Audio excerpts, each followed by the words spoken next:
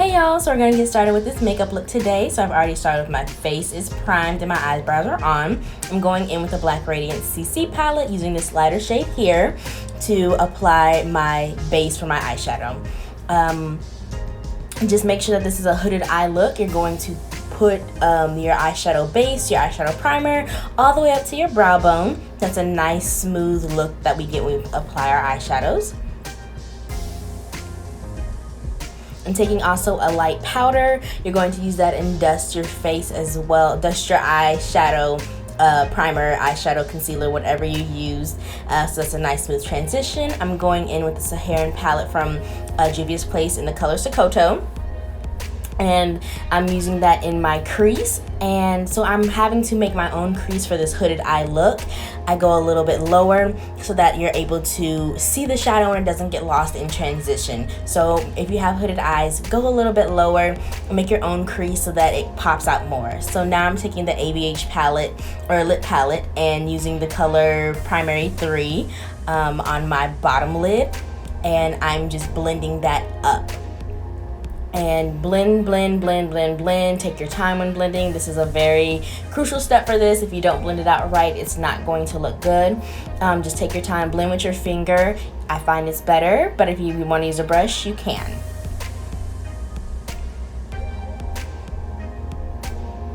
And then also take your brush as well too and blend out some more, just so that it's just nice and flawless. And it just looks just together, even, perfect. Now I'm going back with my Morphe 35S palette and taking a damp brush and also going back into the color correcting palette and taking a concealer and putting it under or on my waterline so that it is able to stick, the shadow is able to stick to my waterline when I apply it there. So just taking that shadow and then placing it right on the waterline, and go over it as many times as you need to build up the intensity of it. And now taking my lashes so that I can take those and apply them on. I was having some trouble with these lashes, so you just kind of see that they may look a little bit funny. Kind of at the end, they weren't like my favorite. Couldn't find the ones that I usually use, but these are what I had. Now going back in with the concealer palette, taking that orange shade there and putting it under my my eyes, and then the spots where I have some acne scars at as well. And then just blending that out with my foundation brush.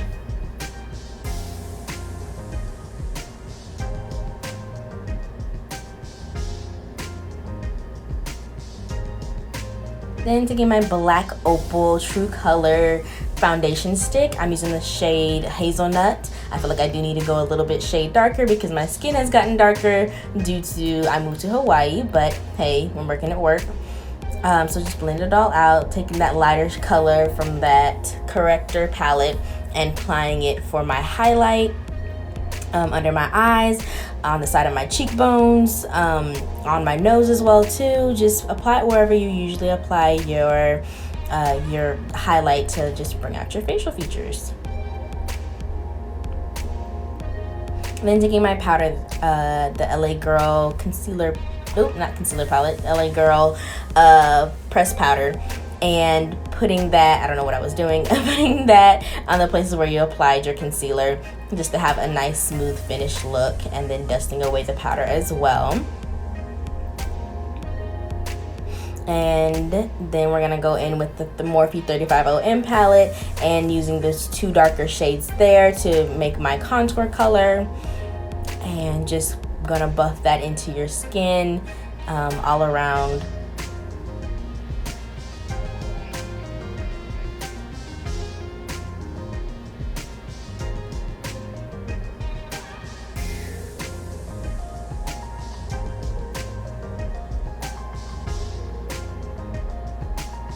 Goodness, losing my dress, a mess. And now going in with the Juvias Place palette, the Nubian 2 palette, and using the color Zuri for my highlights. Now I got a little heavy-handed because I got a little excited, but I did tone it down a little bit, and I'll show how I did that as well.